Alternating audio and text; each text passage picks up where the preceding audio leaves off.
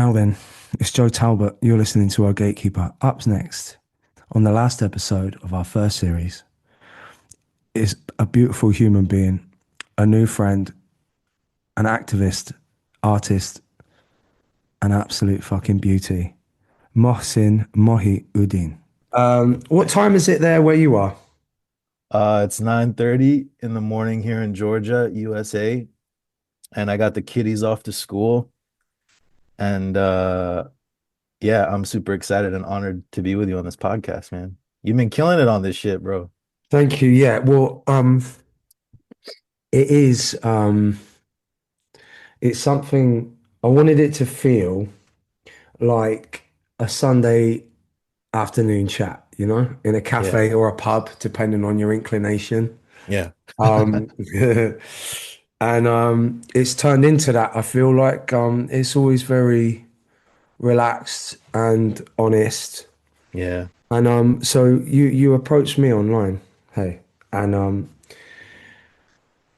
this is going to be our last episode of the season Oh my God.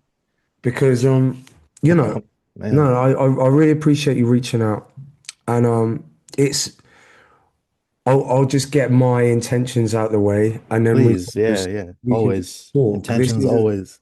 yeah, and I don't want to, it can go any fucking. You can talk about pastries as far as I'm concerned. Sweet. Um, but one thing I think that's a really beautiful bridge to the world with art Mhm. and music and anything in between is change, Yeah. Yeah. and like the podcast as a thing was hopefully, even if it was a handful of people, to encourage them to go out and make something in order to change their own pathways, neurological, philosophical, literal pathways, whatever. Somehow their life changes because they've looked at themselves and they've made something beautiful out of that reflection. Hell yeah. But with yourself, I think it's a great opportunity to talk to someone who has um, you looked at those pathways and is it's I think for a lot of people activism and for a lot of people political theory uh, is not the tangible, Mhm. but what I think is absolutely tangible is art and music as a human connection and a weapon of empathy. Hell yeah. And I think right now we're in a time where a lot of um, the drastic and savage situations that are going on are they're not reachable to the they feel not reachable. Yeah, But man. I think what would be great is to inspire people to understand that the tangible, the local elections, the community-based projects, the co-ops, the fucking zines, the AA groups, the Yes. NA groups, the women's institutes of this world, the fucking any sort of thing where the people in your reach, in your fucking community, on your street, in your Mhm. country, I think there are so many ways that are tangible changes to your life that make your voice heard, that are Yes. not politics with a capital P. It's Mhm. actually just human, um, it's like human interaction, human understanding, human exchange, and all these. Connectedness, connectedness. Yeah. Yeah, And I yeah. think you're a beautiful example of that. Oh, Um, thanks, man. so I think what great if we could start because a lot of the people that I get on here are like, famous people. Hmm. So I'd love you to introduce yourself, Mohsin, and Mm, just explain a bit and what you do hmm. so that people understand what we're talking about. And Yeah. as simply or as, it's up to you how far you go. But great. Oh man. Well, blessings, brother, and thank you for having me on here again. Yeah, so I'm Mohsin Mohi Ud Din. I'm a founder and CEO of a global arts and health and community building organization called MeWe International, which has been in over 20 countries around the world over the last 15 years. The premise of the work uh, comes from art as medicine, and that communication is essential for community. And in the famous words of Thich Nhat Hanh, you can't have community without communication. Mm. And that we're living at a time, you already talked about it, Joe, but we're living at a time of weaponized communication and narratives. And this thing that we call communication, whether it's music or storytelling or films or whatever it is, it was created for social connection and cooperation. It wasn't created for weaponization and oppression. And the work that I do is I bring together artists because I'm an artist myself, and art saved my life. And we can talk about that because I know it saved yours too. But I bring together artists and scientists, so neuroscientists, psychologists, psychiatrists, and I connect the artists with the scientists and community builders. And we create a fucking movement and not a moment. And the movement is realizing that the stories you tell yourself about yourself shapes how you treat yourself. And how you treat yourself shapes how you engage with the people and the planet around you. And so it's no coincidence, Joe, that we have a nervous system in the human body, right? The brain is writing stories to your body without your permission. It's telling your Mm. heart to beat. It's telling you to digest, right? It's telling you when you're tired. There's a nervous system in the human body. There's also a nervous system to Mother Earth. And it's no coincidence that humankind's nervous systems are all fucked up Hmm. and Earth's nervous systems are also a bit off. Mm. And so all these things are interconnected. Um, I think the thing that we really care about and what we say is stories are living things. It's not just, no, man, it's a living thing. How you look at someone, how you hold someone, the melodies you sing, the lyrics you say, which I love, which are powerful. It actually shapes the brain synapses and what happens across the continents of your brain. It shapes your heartbeat. It shapes how you feel. And this shit's real. And I think as Mm. artists, the more we can understand the psychological and physiological happenings when we create things, we can actually reclaim communication as a pillar of health and human rights and change and transformation. Mm. So that's what I do, and that's what I give a shit about. And I have to say, just like as an aside, like you guys standing up for the things that I am on the front lines of as a humanitarian worker and as a social worker, you can never underestimate the energy that that gives to us. Your Glastonbury performance, you standing up for Palestine, Viva Palestina, immigrant rights, women's rights, LGBTQ, seeing artists that you look up to have a platform actually fucking saying something about it, like Fontaine's DC do too, and so many of my heroes. Holy shit. Like I cried watching her Glastonbury performance. My wife and I watched it on YouTube, and my kids were like, "Whoa, who's that?" You know what I mean? But it was because just there's something empowering and contagious, man, about communication and energy and Mm. solidarity. Um, Mm. your Glasgow performance was a few months after I got back from Gaza, I believe, because I was in Gaza doing arts therapy work for in March 2024. And so coming out of that and feeling really just like no one's, where are the artists Mm. that we look up to saying anything? You guys actually fucking did. Then you had Banksy on top of that, which was nuts. But yeah, Yeah, anyway, yeah. yeah. I mean, yeah, it's one of those things like um as an individual voice, I don't tend to consider the audience as a size or a platform until I've said something and then it's reflected, like I mean, I've been saying Viva Palestina since before October 7th, not as obviously not as regularly. my stepfather introduced me to the the situation in he explained to me Yeah. in his leftist views, Hmm. anti-monarchy and Hmm. anti-occupation about Israel Hmm. and Palestine and the land being stolen from the Palestinian people. Hmm. I was about 15, and as a 15-year-old who was introduced to political thinking, um, I found it very hard to understand. But Yeah. I still find it very hard to understand. Me too. I don't understand. I just can't understand it. I don't. Yeah. I mean, I can see the pathways. Systems. Yeah. Like I can, but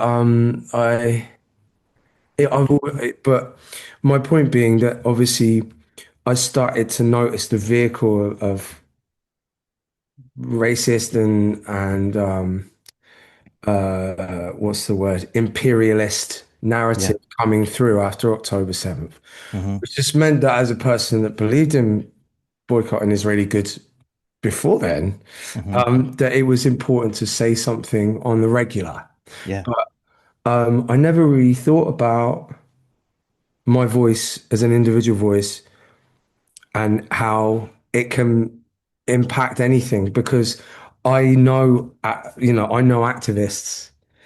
And I remember once saying in an interview, like, I'm not Billy Bragg. And I Hmm. think that if like, oh, fuck being Billy Bragg. Like, it was like, no, Billy Bragg's worked his whole life Mm. staring in the face of so many different right-wing movements on the Mm. rise, on the rise, on the rise. And because of people like Billy Bragg, it's inspired generations to, Mm. it's like, I guess it's like the foghorn call, where you're, Yeah. but real activism, I think, takes a lot. And, It like does, man. when we toured with Big Joni, their efforts and their studiousness and how intelligent and how active they are in their Mm. understanding Mm. politically, Hmm. socially. I just feel like I could always do more. So like I don't see my voice as anything other than what it is.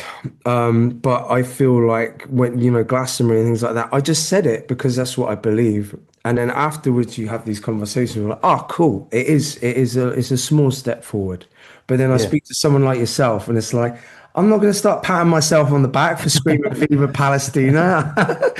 Like, but I think that's the interesting thing. There's a beautiful thing between that where I for short amounts of time and for a short amount of space, I use my privilege as a way of somewhat trying to just help the people that I believe need help, speaking for people that I believe need to be spoken for in a privileged position. Like Yeah. I'm not saying that I should speak for, but I understand how lucky I am in many ways. And I think certain traumas in my life helped me realize just how Mm. worse my life could have been Mm. if I wasn't in a place of privilege. Mm. Having a national health service, Mm. growing up middle class, being a Mm. white man, all these Mm. things, it's like, it doesn't mean that I fucking hate any of my life or hate myself because of my privilege,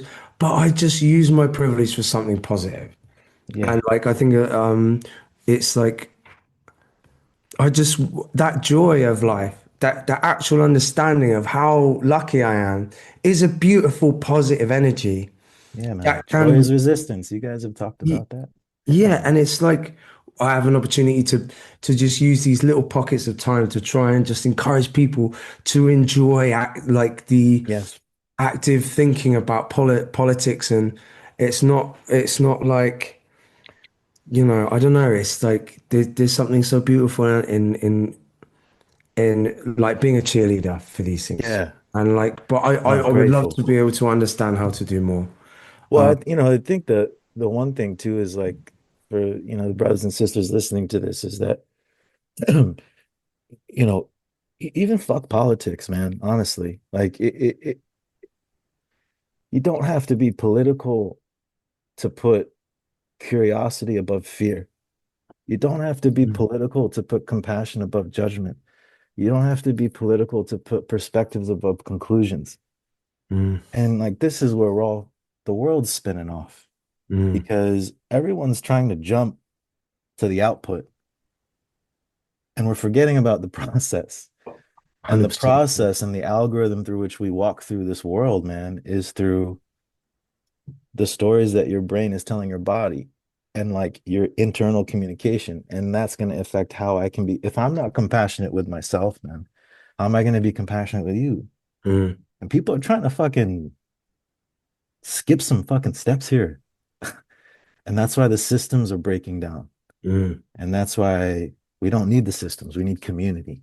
Yeah. And one of the things I love about your band is that you guys are actual fucking community. Mm, And the documentary put out is like obviously shows that, demonstrates that, but like communities for grief, communities for mental health, communities for solidarity, communities for creativity, like this podcast is to make something, you know what I mean? Which is really good for your mental health, by the way. Making anything, it doesn't matter how small it is. no. Yeah.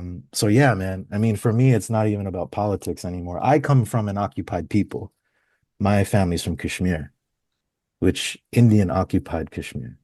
Mm, So, like you, Joe, like you've been through traumas and but you are not just your traumas. You've found meanings more, more meaningful than the pain and the suffering. mm, And like with me, like I survived violence from war in Kashmir. And, I survived a suicide bomb attack when I was younger. And I mm, witnessed my family members getting tortured and killed. And but I had the privilege of having a US passport and being able to get the fuck out mm, and go back in as I pleased. And the thing that saved my life, it wasn't politics, because that shit's still unsolved, man. It mm, was it was art, it was writing, it was recording, it was making music, no matter how shitty it was. It was, you know what I mean? It was like mm, just creating something. The act of creativity, I think, is the oxygen and the life source of community. You mm, can't have community without communication and creativity. mm. And that's So, something no one can take away from us, by the way. No system can take that away from us. no. They try, they try. There's curiosities, like the pub, the public house, the pub here Mm, was a huge part of, and I was talking to my friend about it because obviously Margaret Thatcher, mm, Reagan era, yeah. we had this right to buy scheme that Mm, just meant all the pubs were bought up by banks. mm, So the price of a pint now is extortionate, and you don't have the middle classes and the working classes sat next to each other in a room talking about revolutions anymore. shit. And so Yeah. that as a metaphor for so many things, but like we were saying, Yeah. community is all of those things. It's Yes. an understanding. And in our country right now, we have lots of right wingers, mostly white working class people sticking Union Jacks and St. George's flags on lampposts as a Mm, point of, I guess, as they see it, patriotism, a reactionary thing. hmm. Obviously, with it comes a lot of fascistic movements, Yeah. racists, and such. But I think one of the things that I'm seeing from my side of politics, including me, I've done this, I've laughed at them and I've Mm, fucking mocked these people hmm. because they're racist and that pisses me Mm, off. hmm. And I Hmm. know what that fucking flag means. My daughter's been booing the Union Jack since she was 2. Like, granted, that's bad parenting, maybe, but like, I fucking hate that flag. I'm like, that's the bad flag. The rainbow flag's the good flag. I'm like, all of those Yeah. flags are problematic. She's like, oh, daddy, there's the bad flag. But like, it's funny. But also, who the fuck am I to Mm, laugh at some man or mm, woman who has worked their ass off for 50 years and sees their country being torn apart yeah. by the 1% billionaires? They're the cunts who are doing it, we all know. Yeah. But seemingly they're being told that it's a bunch of brown people coming in on boats or whatever. Hmm. Hmm. It's messy. If there was a place, it is messy, but if there, do you know what isn't messy? Human interaction, sitting down. I'll buy you 100%. a pint. You tell me why you're so angry and scared. I'll buy you a 100%. pint. That it is that simple. And Grant, It I'm not is. saying that I'm going to go around gathering like buying everyone drinks and being like, I changed all their minds. But That's for next season. yeah, yeah, yeah, yeah. Maybe I'll I'm get joking. sponsored by some vehicle. But you Yeah. know what I mean? Like there is a place where that is, and it's not the internet, Yeah. It's Uh human interaction, man. yeah. 100%. Like It'd be great to get there. I'm in Georgia, right? Hmm. And I'm in Trump land. You know what I mean? And like is real right now, bro. It's real. At the same time, I also know that there's a famous quote that really like gets me in check from judging, from being the monster that I'm accusing other people of being. And it's a quote that says, "Truth delivered without love is a lie." Hmm. And it's like if I'm surrounded by people who are supporters of someone who I think is dangerous and who's harming me and doesn't want me here and my children. I have four kids myself. Like at the same time, like I'm neighbors with these Hmm. people. Hmm. And it's exactly what you said. I went the first gym I joined here, Joe, it was I joined it and he's my friend. He's my friend. His name's Jeff. He's wonderful. I was the first Muslim he had ever met Hmm. in his entire life. Wow. And so as he's signing me up for the gym, we weren't Hmm. talking about the training. We were talking about like religion and Hmm. like he's like, "Do you believe in Jesus?" I'm like, "Yeah, actually we do." And he's like, "What?" "Yeah." "Oh, yeah." And then we actually hung out and like this man invited me to a prayer circle on his farm. And I brought my wife and kids. I'd never been to a Christian prayer circle, but I'm out here in Georgia on a farm with someone who never left that area. And he was being kind and Hmm. compassionate. And they prayed for me and my family before I was going on another mission to Iraq. And like, okay, Yeah. we don't agree on everything, but it's like No. there's a respect and a compassion there that Yeah. has to happen between humans, you know. The Hmm. dehumanization of it is what's really like getting people tripped up. And honestly, goes back to like what we're learning in our work around the world is that, you know, I work with a lot of neuroscientists and artists, and what we're learning is that, the brain's first priority is survival. And so the brain becomes what it repeats. So it's almost there's something like neurological and physiological happening that's influencing the psychological. And through art, through awareness, through community, we can actually recalibrate the rhythms, brother. We can Hmm. recalibrate the rhythms of how we talk back to our thoughts. Not every thought we have is a fact. We know that through Hmm. neuroscience, but we treat our thoughts as facts and then we end up fucking spinning out and you know what I mean? And dehumanizing one another is dangerous. You know what I mean? So yeah, I feel it here in Georgia, but at the same time, I agree with you. It's like I was guilty of that too. I was judging people and laughing at them and saying, "That's so stupid." But these are human beings. Yeah. I think that's the thing. It's like how where the line is. The line is obviously, respect.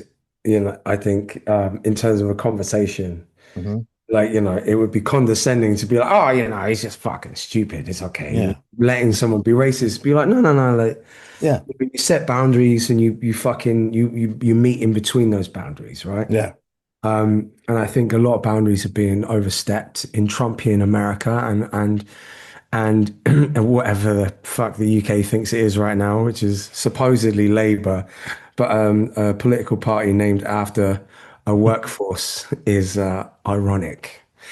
I don't think the workers are in there fucking concerned. yeah, man. But yeah, so I think like what I have as a musician and and an artist, a painter and such is like I would like to encourage people who don't make to realize that even if they're making for themselves, that is, like you said, the more you understand yourself, the more or the more you treat yourself with kindness and love, the more likely and the more strong you are going to be to have an open ear to the people that are climbing up lampposts, and like you're gonna Yeah, feel. You're not going to be in survival mode if you're listening to yourself and you're loving yourself. Yes. You're going to feel strong and ready for war. Excuse the expression, you know, but Mhm. like that thing of being out there and, you know, if you truly believe and you listen to yourself and you give yourself some time, the things you believe in, you know, you're less defensive when you're strong, you know. You're not just Yeah. like fucking like when someone disagrees with you, you're more, you know, you give You're not yourself reactive, man. I exactly. mean, yeah, the reactive, like everyone is treating communication as this algorithm for like reactivity. It's meant for Mm, connectedness. But if you're not connected to yourself, then everything you believe in and that you want to do outside yourself is going to be so brittle mm, because mm, life is a permanent state of loss mm, and friction and tension. And this, you have to reclaim how your brain talks to your body as a first step. And art is a process for doing that. It's a process for reclaiming the narrative of self, putting perspectives above conclusions and trying to, make something, even if it's like a shitty haiku each day. There's mm, so much research, Joe, about how journaling every day, even if it's for 5 minutes, mm. is so therapeutic. It reduces the stress hormones and cortisol levels in your body. It Yeah. improves your cognitive function. Even walking in a forest for 20 minutes reduces the stress levels in your body and your heart rate. Like there's there's so many things you could be doing, especially in the realm of creativity, that can benefit your physical and mental health, and it will benefit your relationships. It'll benefit your vision, your leadership, what you want to do in the world. You know what I mean? Your Mm. family. You know what I mean? So it's super important what you're doing because you're actually giving you're expanding the language of what creativity can be. It's not just an artist. You don't have to be an artist to be creative. I Mm. think that's where people No. get really fucked up with it. You know what I Yeah, mean? yeah, absolutely. So what are you working on at the moment? What's your situation? Yeah, well, we're scaling these communities of practice where we're introducing narrative therapy, creative writing, filmmaking, opportunities in places that don't have them. But we're starting with introducing concepts of how powerful words and communication are from a psychological level. And then from that, we're opening up these new wells of creativity around the world. As an example, I could give, I mean, we put out two documentaries recently. You would dig them, Joe, because they're the participants in our program, they're refugees, they're people in forced displacement, they're people on the front lines of violence and war. Those are the communities that I work with. And there was this girl that I've known in the Syrian refugee camps in Jordan and Zatar. Her name's Fatima. And because she grew up in a refugee camp, there's generations of kids growing up in refugee camps around the world. She had never been to the sea and she never recalled being in a forest because she's in a refugee camp. So we ended up working with her. And if you had met her a decade ago, like I did, like she would have trouble even looking at you and asking and saying anything. Hmm. But because we expanded that creative language within herself to talk to herself and to create things, she actually started creating her own dialogues into places in nature that she's never been. And so we recorded it and made a film about it. And she would have conversations with the sea, even though she'd never been there. Wow. And we recorded her poem. And then we actually got her permission to go to the sea, the Dead Sea, for the first time in her life. And we were there and we filmed it. It's called Between Me and the Sea. And it was one of the most beautiful things I've ever seen, seeing this young girl like actually be at the place that she's been talking to in her mind that she's restricted from seeing. Yeah. And it was this beautiful connection point between the community building work and then actually making shit and putting it out there because representation is a form of healing as well. And so our new project is we just filmed something when I was in Gaza. It's featuring the poetry of an aid worker and a volunteer who's a young girl named Islam, who I was in Rafah with during the genocide. Hmm. And we made a film about it. And it's a short documentary. It's going to have its world premiere at the St. Louis International Film Festival, which we're really proud of. And I gotta tell you something that fucked me up before I met you today, Joe, is today's her birthday. Oh, wow. Today's her birthday. And I was like, holy shit, like that's pretty cool. Do you know Mm, what I mean? And I reached out to her and I told her I was gonna speak with you. mm. And she doesn't know your band, but she's going to. But She said she asked me to share something that she wrote because she's a writer, Oh, magic. and I'd love to read it to you. Yeah, yeah. Is that okay? I'd love that. Yeah. All right. So this is Islam. This is not me. She says, please, when our story is over, write about the dust. Not just any dust, but the dust that was once our homes, our books, our beds. The dust that is all that is left of 1,000 family photographs and children's toys. Write about how it coats everything, our food, our lungs, our hopes, until we are all made of the same gray, anonymous powder. Write about the silence that is not peaceful but heavy.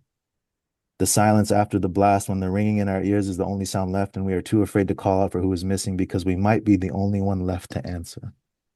Write about the hunger, the hollow, clawing feeling that twists inside children who have forgotten what a full belly feels like. Write about the taste of boiled leaves and dirty water, our only feast. Write about the fathers who quietly give their portion away, their bodies shrinking into ghosts before our eyes. Write about the waiting, the pathetic, endless waiting for a help that never comes, waiting for water, for news, for a miracle, for a sign that the outside world remembers we are human. We wait like animals trapped in a collapsing burrow with no strength left to dig ourselves out. Write about the small broken things, the single shoe in the street, the cracked teacup lying in the sun, the bloodstained teddy bear. These are our monuments now. And she ends by writing, do not say we were brave. We were not. We were terrified. We were humiliated. We were reduced to nothing. We begged for mercy that did not come. We died in the dark, crying for our mothers. We are not a symbol. We are a stain, a pathetic, screaming stain on the conscience of a world that watched it happen and turned away to finish its dinner. Write that, say that. And the thing is that her writing that, she's writing that in a tent while the bombs are falling. Why? Because it's an act of resistance to this broken world. And that you don't have to be a displaced person in Gaza to use creativity and art to create something every day in your own way as an act of resistance to this broken world. Mm, If Islam can do it, so can we. Do you know what I mean? And yeah. no act is too small. But thanks for letting me read her words, man, just to bring, she can't obviously be here, but I No, appreciate the opportunity. thank you very much. Mm. I mean, I think beyond all the political things that we can do, donating money and keeping up conversations and staying informed and informing, and Mm-hmm. it is that thing of I just something that's on the surface seems so I guess meek or twee, but remaining remaining firmly loving and trying to sustain a sense of humanity in Mm-hmm. this fucking bullshit is imperative to a better future. I've just recently, I don't know, maybe for the last 2 months, really been thinking about how important community is and how Yeah. lucky we are. We were carried by our community for so long Yeah, man. as a Yeah. band, you know, like, Mm-hmm. and it wasn't something that we created. I didn't create that with my words. I created a connection. I was so fucking scared and angry and alone back like a long time ago. And without my band, without the music, I would have gone a very different way. And like, but the thing that came from it, I didn't realize how fucking powerful it was until we came back from lockdown and we're in a room full of people again with smiles on their faces and they're carrying each other literally. And there's something so powerful about being able to sit in a circle of other human beings and just share your story, or go to a church. Like Yeah. I used to go to church every Sunday with my parents or whatever. Mm-hmm. Like I stopped going to church because I never lost faith, but lost my Yeah. religious side. Mm. But I started care work for adults with learning difficulties and head traumas, strokes, etc. Wow. And one of my service users, non-verbal, was uh, went to church every Sunday. And it was this cold church. It was a cold stone Christian church. I don't know what denomination, not one of the modern ones, that's for sure. And like it was like a forced meditation, you know. I had no choice. I had to be there. I was taking my but like, and it wasn't I've enjoyed churches. You know, but this was like one that I would never go to. And even then, it's that sense of community, and Yeah. I just think like I don't know. I really, really, really wanna hone in on the people around here Yeah. and embrace something, embrace a new connection. And I started painting again recently. My Mm. friend's kindly let me use, he's been given like a free, this building's going to be demolished. So he's just been Oh, given this before it's demolished. It's not being, cool. it's going to be empty for a year. So they just let these artists Oh, in that's there. cool. Yeah. Really cool. So he's like, "Do you want to just join in?" I'm like, "Yeah." Oh, So I've started painting again, and yeah. the painting bit's great. It's very therapeutic, and Yeah. but it's also the learning of it, the relearning the brushstroke and what that means in what Yeah. I'm trying to say and what I'm. But also, there's other people doing the same thing in the same room. Yes. It's like this fucking energy, man. Yeah, man. Beautiful thing, and like Christ, I think anyone. Maybe, if Hitler was a successful painter, I think if you have an outlet, you're a lot like, Fucking hey, that's the next Tarantino film. It's gonna be what if that? yeah, the what if the What if all Hitler. these assholes were actually successful artists? Maybe things would turn out different. Yeah, or at least, they I don't know, fuck it. But But yeah. there's something about creating in community that we see on the front lines of our work that is therapeutic because there's something that happens related to co-regulation when you open up a space for people to create without dictating what they should say or make or feel, and it's not about the output.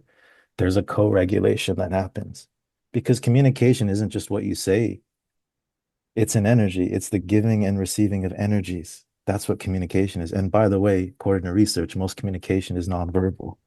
Mm, So just being next to someone who's making something and being in a group and making something together, there is something very therapeutic about that. And the research backs that up. And that's why a lot of the work that we do is community-based storytelling. It's not one-on-one. It's 20 people in a room writing a story about an olive tree. And if the olive tree could talk, what would it say?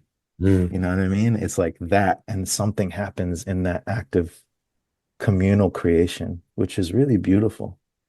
And like the thing that like I would love to see if I were to give a gentle suggestion to the artists that I love who have a platform is like as much as you can make a concert a fucking ceremony, like like holy shit, man. It's like even in places like Brussels and other parts of the world, like doctors are starting to prescribe concerts and going to museums instead of mm, medication. mm. Do you know what I mean? And Yeah. like, holy shit, man, like there's so much to explore there in terms of what art can do for pain management, for healing, for dealing with grief. Like the research is now catching up to us as artists, but we as artists got to start dipping our toe into some of this shit. We got to Mm. start like, you don't have Yeah. to be a neuroscientist to know how the brain works, but that painting story is really beautiful, Joe, because there's a reason, there's a neurological, physiological, psychological reason why you felt Mm. something in that place. Yeah, I've started going to gigs again. I haven't been to live shows in a long time, man. You haven't had a chance, I was bro. fucking sick and tired of live music, man. I hated it. No, but I was like, we're not touring for a while now, so I was like, oh, Mm, and I was in LA, mm, very briefly just to do some recording stuff, and mm. Turnstile, Amyl and the Sniffers, and Oh Speed. shit. So Oh wow. I was like, the guy was with Kenny Beats. He was like, "Do you want to come?" I was like, "Fuck yeah, Oh, this is it." And it was like me being a fan of all three bands. And then I was like, "This is great, the energy," and it's such a young crowd. And I was like, Oh man, the smiles and these like Yeah. young men and women just like fucking Yeah, man. singing and laughing, and it was cool. So then I was like, right, I'm gonna try and do one gig every 2 weeks, Right and then on. the Duke Spirit were playing an out like 20th anniversary of Cuts Across the Land. So I went to that, and it was like Yeah, man. it was full Expansion. circle. And then the other day I went to Yahweh Nail Gun and some other gigs in between, and like Wow. it's like one, no, everyone's leaving me alone. It's like I'm allowed to just go to show. This is great. Um, but it's the feelings, the warmth of the bodies, and there's Hmm. yeah, it's that organism thing. Yeah.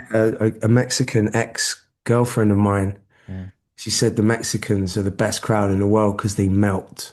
They're not, they melt into one thing. They're not there to look pretty or be looked at. They're there to melt. And Wow. I love that idea. You just go in, and I remember watching the OCs in Spain, and it was Oh, wow. crazy. Whole rooms moving, and I just closed my eyes, and it was like I was suddenly just like a water molecule, in a puddle. Shit. And I think, Present. yeah, Yeah. and there was zero politics in that room, my man. Yeah, dude. But there were no angry drivers home. You know? Made the world a little bit better. Yeah, Shit even matters, man. even for an evening. Hell yeah. So, like, you guys are that for me, you know? Like, But, I'm gonna be in Iraq in 24 hours. And there's a certain playlist I have before I step in a room because it's scary. It's mm, scary to hold space, where there's a lot of trauma and, all that. And your song Heal, I think as long as like no surrender at the top, it just fucking gets me in like the yes. You know what I mean? It gives me that courage, man. mm, You can get courage from one another mm, too, mm. which I think the world needs right now. That's what creativity takes as well. It takes courage to create something, which So is obviously Iraq has a lot of trauma hmm. from the last 20, like, Yeah, a lot to do with our country. So what's that like? yes. And Mine yours? too. Yeah, yeah. So what's that? What are you doing over there, and how does that work in terms of music as therapy or art? Sorry, art as therapy. Yeah, that's all of it. I mean, Yeah. we use music and rhythm, film, art, narrative therapy, and stories and drawing. So it's storytelling is multidimensional. It's just so beautiful. But I mean, the Mm. stuff we're doing in Iraq is similar to what we're doing around the world, which is we are given access to prisons.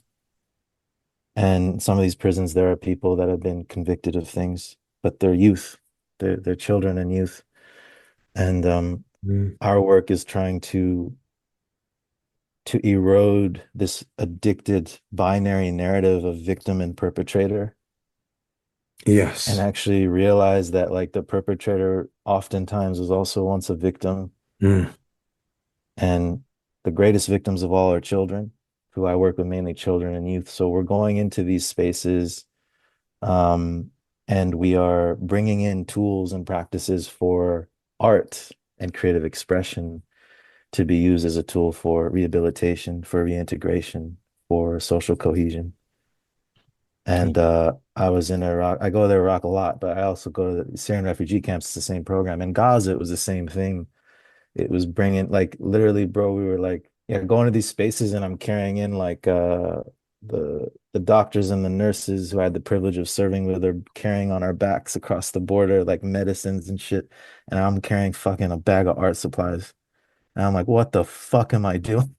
Like at that That moment, that is the man, medicine, bro. You said it. bro, but and even the doctors are like, what do you got in the bag? And I'm like, I got paints and acrylic pens and journals and shit. And they're like, okay.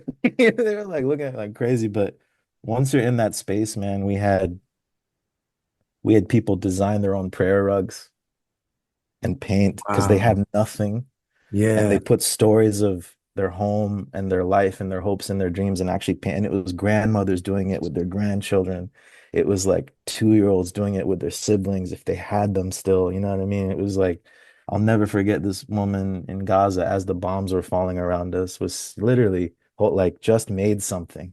And she said, "This is the first time in months where I don't feel the war." Mm, And to all my psychologist friends who were telling me, who are privileged and are in academics, who said, "Don't go there, there's nothing you can do." I was like, fuck you. Yes, there is. Because even 5 minutes of reprieve and reconnectedness is an act of resistance and healing, even if it's for 5 minutes. mm, You know what I mean? And yeah, that goes for all of us, bro. All of us. That goes for all of us. so true. And Mm. like, those 5 minutes are deserved, right? More than Hell us, yeah, dude. So Hell like, yeah. this fucking, yeah, it's fucking wild, man. Mm. I have a question for you. Can I Uh, ask you a question? Yeah, yeah, of course. Okay. So You're the we're first father. person to make me cry, so you get all the prizes, Oh bro. shit, man. Okay. Well, Well, technically, it I was have a your ten. I have friend. a It 10. was your friend. You gotta tell It her. was Islam. It wasn't me. Of course Yeah, I'll yeah, tell her. yeah. She'd be so happy actually. How, so we're both fathers. Hmm. I have two daughters and two boys. You have a daughter. Mm. Um, how has your creative language and your relationship with creativity changed since being a father? Um, Or has it? Maybe it hasn't. I don't know. yeah, I'm just trying to think about. I think what it's done is be like it was a strange time. She was born just before lockdown, Mm, and for me, um, uh, I I I moved out of the house I bought and moved in with my father mm. before lockdown, thinking it was going to be a temporary measure. Shit. Fucking poor Oh dad. no.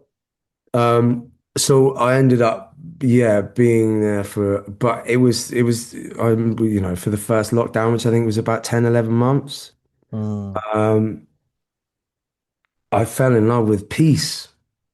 And, as you know, newborn babies are not peaceful a lot, no. but they need peace. And I think um, as a voice of responsibility, and I mean that as a father, but also coming into rooms of privilege where like I realized how lucky I was, how much Danny Nadelko as a song meant, how Mm, important and how lucky we are to have a community of people come back into those rooms and show us love. mm, And you cannot replace or replicate the thickness of the air of people that are full of love and joy. It just is not replaceable. And you can feel it. You walk on that stage and there are vibrations happening. I don't care what anyone fucking says, I can feel it. You can feel it a mm, mile away. When you make something that you love, as a painting, it has an aura. When you write a poem, it has an aura. mm, Your friend's poem could have been written by someone else and it would not have made me cry. There's belief and there's pain and there's reality in it but it's honesty, right? It's a human honesty. mm, And mm, like I think when I when I came back as a father and as separated parents, it means there's a responsibility on mm, it was a huge burden on the mother of my child to be a single parent whilst I'm away, and that's a massive thing. So mm, I think to take the romance out of it, it made me realize that I had to do my job to the best of my ability mm. and work my fucking ass off to make this all worthwhile because it's such a painful process. To leave your kid, yeah, dude, yeah, Yeah, and but it's a there's lot. obviously much more painful things in the world, but I had to make that worth it. As a father, I Mm, think I I I'm in love with being a father. I think I'm very lucky, and I see my mother way more now as a father. I am more, I'm a lot. My wow. mum brought me up, and Mm, my father was a big impact in my life. A mm, lot around creative language as an artist, and he was a yeah. beautiful dad. But my mum day to day brought me up. So I see my mum now in the way I hold my daughter's hand, and the way I listen to her, and the way I involve her, and the way I use humor and all that stuff. There's a lot of my Dude, mother back in my life. Um, so that's a that's beautiful beautiful. thing. But I think there's like this sense of responsibility Mm, where, you know, I can joke about the bad flag, but I need to make sure that my young daughter is protected mm, and is given the right information at the right time. I like, you know, mm. I want her to have the full story as my mum did about the history curriculum in my school. She was like, okay, well, what happened in India in the 1800s? What do you like? Why do you think they're not teaching you that at school? And I'm like, I don't know, mum. I just fucking got out. What are you talking about? And she was very, very like, you That's know, awesome. She was righteous. aware. Yeah, yeah. But you know, there's a time and a place for all that, you know, and Sure. uh, but I think That's as an amazing. artist, it's responsibility and knowing that like my voice and my words have to be completely honest because Mm, I always used to use the analogy of art and music. No, fuck all that. The thing you make, if it's on dishonest, whatever it mm, is, cross stitch, haiku, as you say, whatever it is, if you're dishonest, it will be. There's a period in your life, maybe when you're 11, where you get the same haircut as all the other boys or girls if you're a girl, or you know, if you're trans, whatever. You whatever, yeah. copy everyone. You copy people because you're like you want to fit in and Yeah, you don't want to be that one head poking out looking the wrong way. yeah. You get the same haircut as all the other fucking idiots do. You Mm. get a stupid haircut, and then when you're older, you look at that photo and you go, "Oh my God, Oh shit, yeah. oh Oh, mon we've all Dieu." been there. You're like, "What the fuck was I thinking?" And that's what you ask yourself. What was I thinking? That's not me. I'm wearing his haircut. That's not Joe's haircut. Mm, That's not mm, Mohsin's haircut. yeah. And and you know, and then you get to an age where you find yourself, and there's this proud photo of you, and you've got this ridiculous haircut that makes you look just as much as an asshole, but it's your asshole haircut, Yeah, like and that's the you one. found that. That's my one. I found, you know, when I was 11 and I discovered Lab Cabin California by the Far Side, Oh, I far suddenly had side, this dude. like, you know, it's like Of course. I'm into rap music now. And none of my other Yeah. friends had it. It was just, I wasn't getting a flat top or anything but like, it was this thing. I owned it. And suddenly I Some was energy. creative in a new way. And then I discovered politics from my mom and my stepdad and my dad. And they Mm, were all left leaning. And it was like this thing of like all these different like things that I've been brought up with love suddenly mm, shaped this one individual like thing of all these things connecting, all these synapses and yeah, it made me this individual. So I think if you make anything, you make it with you, with your honesty, and or like you can fuck up. It doesn't matter if it's an honest mistake. You will not look back honesty. at that fucking haircut and be embarrassed. There's nothing to be ashamed of if you're going at life with vigor and honesty. And like, 100%, dude. so I think, you know, it's that thing of having a kid. It's like everything I do now has to mean I mean it. It's I Honest. because she's there and she's seeing it, She's you know. watching, she's modeling, she's learning. Yeah, Yeah. dude. And This like shit's I real. it's a beautiful thing to be able to show my daughter um self-belief and Yeah. compassion for others in a way that isn't the normal way. People don't, people, Mm, you know, I feel like I have a really beautiful connection with my daughter because I empower her in a way that doesn't look like other, I'm not like, I'm not like the other parents and I come in and I'm swearing and fucking, you I know, would love to watch that school drop off, bro. but you know what? But she I'm the feels, same. I'm the same way, by the yeah. way. And, you Yeah, know, I bet, yeah. and our kids feel loved and they feel safe and they feel empowered to be. It's the biggest thing, man. Connection above control, which is something like I work with a lot of parents, which is why I asked you the question, right? It's something Mm, that really, really, really, really matters. And, putting connection above control is like the biggest thing that can break mm, cycles and it can break cycles of pain and suffering and mm, we can transform pain instead of transmitting it if we put connection above control, especially like having kids for me completely changed my creative practice and my creative language because um I realized how much I had to unlearn as an adult to get to where my kids are at now. I'm like, fuck. Like, Yeah. like the other day I was on a walk with my daughter and in the forest here in Georgia, which is beautiful. And she was Mm. like, Papa, like this forest is like God's prayer rug, and like nature is just like a big prayer mat for God. And we're just like little things walking on it. And I'm like, holy shit, like just unfiltered, just like pure Mm. wonder. You know what I mean? That's And really then I good. realized like, wow, I have to unlearn a lot of shit as a father. You know what I mean? To protect that. Because we were talking about creativity, which is I love this podcast. And it's like children, there's a shaman in Peru who I love, his name's Puma, and he tells us that children are our oracles. Mhm. And it's so true. Because Yeah, yeah, yeah. their creativity is just like pure. They don't give a fuck, man. It's Like, mind blowing. yeah. Yeah. Like, how much of your childhood and however much detail you want to go into, great, but really, just how much of your childhood remains in your creative language going outward? Oh, all of it. All of it. Hmm. All of it.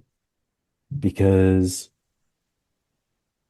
as a child, I come from an immigrant community.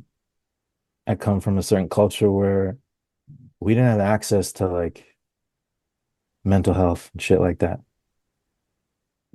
Being alone in my room and like drawing comics and, listening to Mos Def's first album and Black Star for the Hmm. first time, that was medicine, man. You know what I mean? It was Hmm. medicine. You know what I mean? Watching Kurt Cobain and Nirvana do the Unplugged, like on TV, because Hmm. that's how old I am, ladies and gentlemen. But like, holy shit. I Like, love the way TV's old now. It's fun. no. And our TVs, bro, were like fucking blocks, like not Yeah, like yeah, now. yeah, yeah, But yeah. we It had was big ass remotes that were like supercomputers and so shit. anyone who's like under 30, No. TVs Okay. used to be I'm deep, like 20 inches. It was like this far off the wall. Thick. They were like fucking Thick, huge bro. boxes. Anyway, sorry. Um, uh, yeah, so I think for me it's in everything in my it's and that's why I asked the question about being a father because I feel so much more creatively where I'm supposed to be Mm, because of my children. Because my mm, children are, they say psychologically speaking, the age of your children is affects like your parenting and like it takes you back to that moment when you were your kid's age sometimes. And so I'm finding all of these, it's weird, man. It's like being in the multiverse.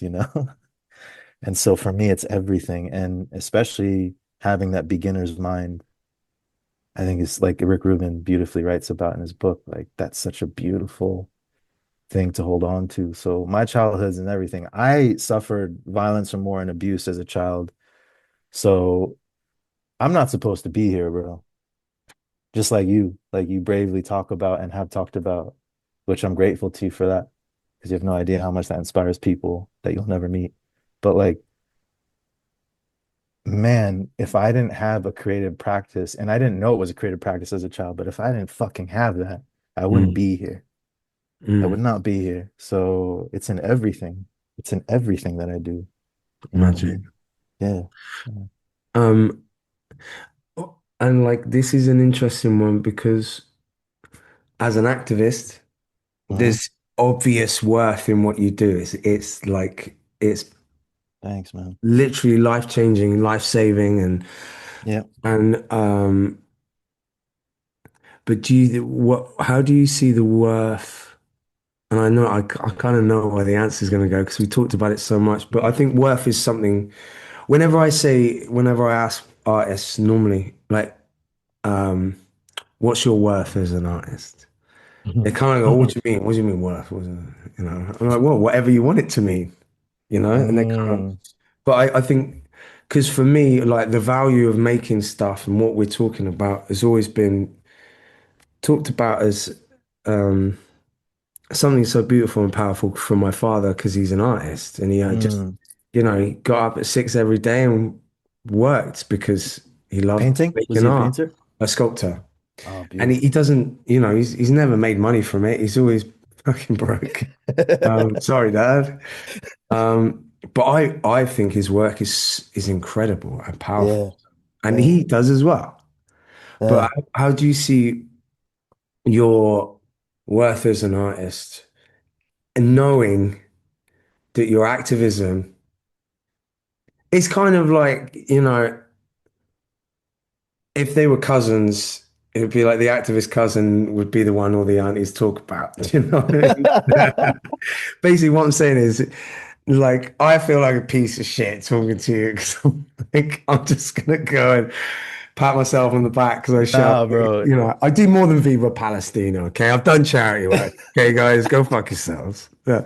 But how do you how do you see the worth of your artwork in terms of how does it work with you with your activism and your work side by side? How does that work as a relationship? It's a great question. I think for a long time when my humanitarian work and organization, when MeWe International was growing, it started to become the thing. And so that beginner's mind artist that got me there started to get really quiet and self-conscious. And it all became about the activism, the community work, like, go here, go there, and like help as many people as you can. And then I had burnout really bad, bro, like really bad a few years ago. That was Mm. during the pandemic. So while you were figuring out how to live with your pops, I was trying to figure out, I was trying to, well, you moved, you mentioned, and I was kind of stuck also. And my wife, my wonderful wife, who I can't do anything without, Mm. um, said, go to Virginia. Don't make it about, it doesn't have to have meaning, doesn't have to be, it doesn't even have to sound good. She's like, just go get a studio and just play. And Mm. so I went and I drove by myself 10 hours to Richmond, Virginia, this tiny studio called Space Bomb. And I paid this poor guy a couple $100 a day and spent 8 hours a day for 5 days. And I just made music. And Wow. it didn't make any sense Mm. until 2 years later when actually like each song was actually about one of my kids. So I named each song after one of my kids, Jude, Nadine, Peace, and Joni. And then I Beautiful. put it Really. out. Sick. Thanks, man. And I Mm. put it out. And it was like it wasn't for anything, man. I don't give a Mm. fuck. Like it's Mm. not for money. It wasn't to get a deal. It's just, you know what I mean? I'll tell you Mm. what, when I drop my kids off to school, guess what they want to fucking listen to? My Yeah. son Jude's like, hey, Pops, why don't you put Jude on? Cool, let's fucking do Yeah. it. Yeah. Yeah. Nadine's like, Pops, can you play Nadine? My 3-year-old Joni's like, can you play the Joan Love song? And I'm like, of course, babe. You know what I mean? And it's just like that actually, I came back from that trip, Joe, reinvigorated. Mm. The thing is like there doesn't need to be a focus on output and success. It's just giving yourself permission to feel and to play and to create actually is going to give more lifeblood to the thing that you're also meant to do, which is for me, be in service of the communities that I care about. Yeah. So I went into that shit kind of more fortified. And so now it's a part of my practice. Like I have to be making something separate from the activism. You know what I mean? Hmm. It's like all of us need that creative oxygen without making it something that has to have an impact. Human beings weren't meant to have a fucking impact every second of every day, man. You know what I mean? Like, No. no, dude, that's not the way. You know what I mean? No. So, yeah. So for me, I've had to my artistic practice got colonized by the activism, and I had to build spaces of resistance to that. You know what Nice. I mean? Yeah, yeah, Great. Right. I'm yeah. gonna get my list out because I've very. This has been so good. I've Oh really. man, yeah, I forgot we're even I just a convo, man. Like you're Yeah. wonderful. Thank you Like very much for coming. yeah. I'm gonna need to do. We'll do one more question. Two more. Yeah. Anything you want, man. I'm here Yeah. for you. Is that cool? Of course, man. Come on. Okay. I've got two, and then the last one. Okay, Uh, I got you. how old do you feel when you make music? How old do you feel when you do activism? because when I the genocide to me, when I struggle the most emotionally with the genocide, and I'm saying this as a fucking spectator, um, and someone very far away from the genocide in Palestine, Gaza, is putting my daughter to sleep to bed at night. It's the most of the time I don't anymore. Not because I'm cold to it, but just because I don't. But I was crying every time I put my daughter down to bed I get it, because man. I I just get it. cannot fathom how you would try and give your child peace or any sense of safe or Mm, any sense of love when there's so much evil being dropped around you. mm. And just putting my kid to bed and knowing how fucking lucky she is. That prick doesn't know how lucky she is. Uh, I'm there crying. I'm like, fucking prick. Um, Oh my God. but I get um, it. but it was so like, what the fuck, you know? Mm, And in that mm, moment, I felt as a parent helpless, and like mm, that's me as a boy. mm, Like this helplessness comes from a place that I haven't felt in so long. mm. And but then when I make music, it's a very different thing. I don't know, it depends on the song probably, but how about Mm. you? How do you feel? How old do you feel when you make, and how old do you feel when you do your work with other people who need what you do? Wow, Joe, that's a great question, bro. And thanks for answering it too for yourself. When I'm out in the world, I see some scary shit, bro. I see some scary shit. But when I'm out in the community and we're on the front lines, whether it's climate change or whether it's a genocide, I see the best of humanity in the worst of places. And I see the worst of humanity in the best of places. It's Hmm. fucking paradoxical. But I'll tell you this, when I was in Gaza, when I'm in Iraq or when wherever I've been, 20 countries now, I feel like I'm five. I feel like I'm 5 years old. And I feel like I need to be the adult that I needed when I was a kid.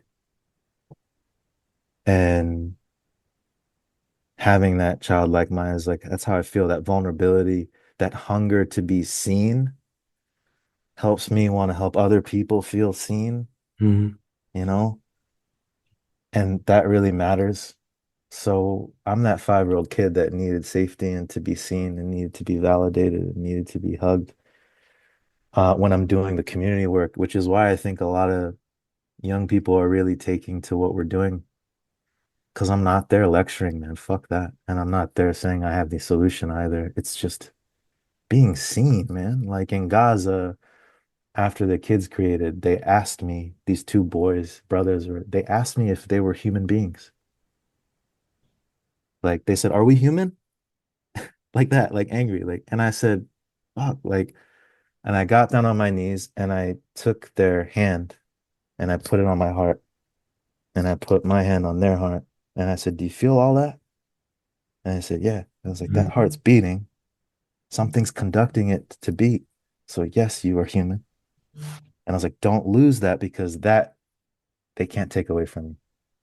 Fuck yeah. But I couldn't have done that if I didn't have, if I was an adult with like walking into the space, I'm an actor and like, no, fuck that, man. I had to be a kid, man. I remember the first time I was seen when I was a kid, and it's why we're called MeWe. It's fucking Muhammad Ali, bro. Yeah, I've got it I'm tattooed on me. fuck, no way. Yeah, me we. Holy shit, Joe. Me we. Fuck, bro. Yeah. Synchronicity, bro. Holy shit. Yeah, man. I met him when I was a kid in the No way. mosque. And I remember it being the first time I felt seen by a stranger. I didn't know who the fuck he was, right? I was super young. I was like 8, 9, something like that. My older brothers said, let's go to this mosque and you're coming with us. It's Friday prayers. And I was like, okay. And I went. They didn't tell me shit, my older brothers, they still don't. And I found myself in this mosque and there's this man who has the shakes, but he's surrounded by hundreds of people yelling at him. And he sees me, and my brothers push me to the front. And he sees me and he took my hand and I spent the entire time with him. Like he didn't let go of my Oh, hand. so sick. And like he looked at me and then I looked out at what he was looking at and I was like, whoa, in my head, I'm like, this is, and I remember asking him, I was like, are you okay? He like laughed. He's like, I'm okay. And I prayed next to him, bro, in the Wow. mosque. And when I said bye to him, he looked at me and all the people went away. It was like just him and me. Mm, And he looked at me and he said something like, your face has kindness like a saint. mm, And he whispered it in my ear. And he just is like that. It was that thing that I just talked to. It was like he saw me, like just like, bro, I've seen you bring kids up on stage.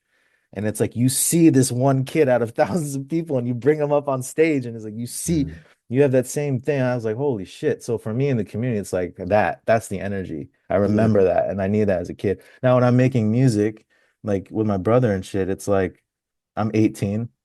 I just discovered, I'm discovering Radiohead and the Smiths and Black Star and like getting into the roots and like I got that fucking, I got my leather jacket and it's like, I used to smoke back. It's like, okay, that's how when I'm making music, it's Yeah. that.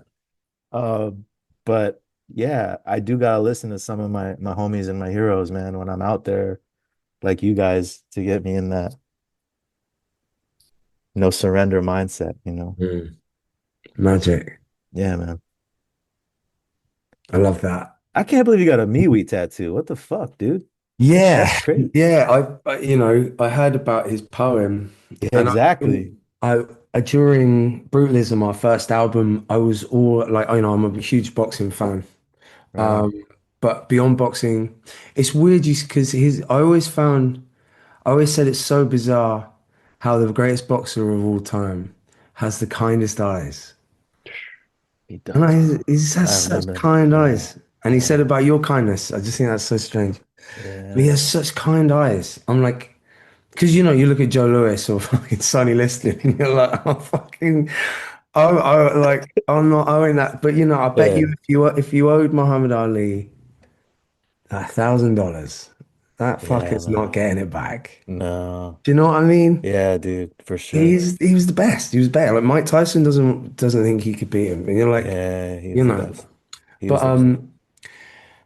I just that poem the at the time of making Brutalism, the whole point is that like I didn't have time to wait around for like the universe anymore. I kept being angry at the universe. Like something Mm, happened to me. It's like no.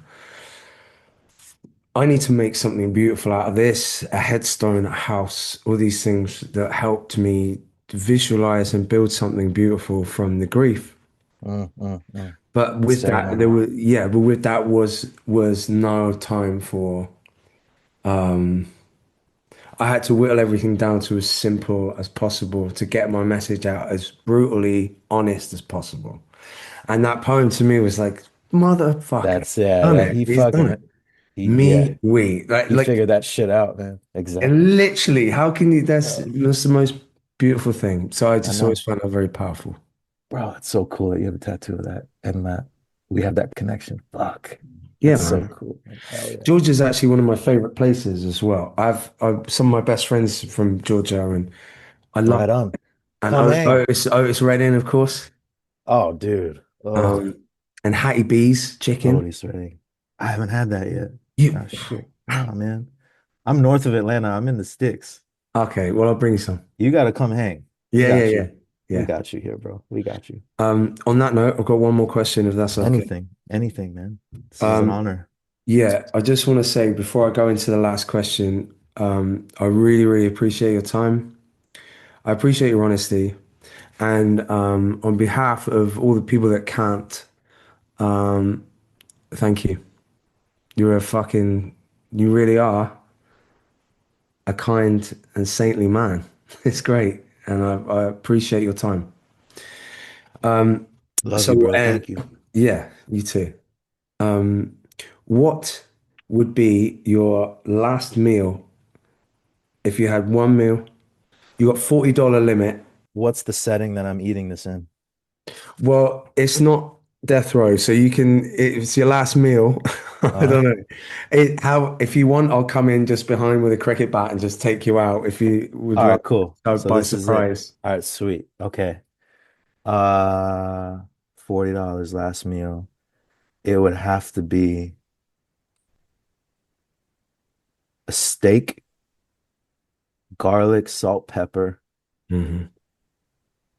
sauteed mushrooms and onion, French fries, and apologies to my BDS fan, but some version of Coca-Cola, whatever the fuck you want to call it, but like a soda.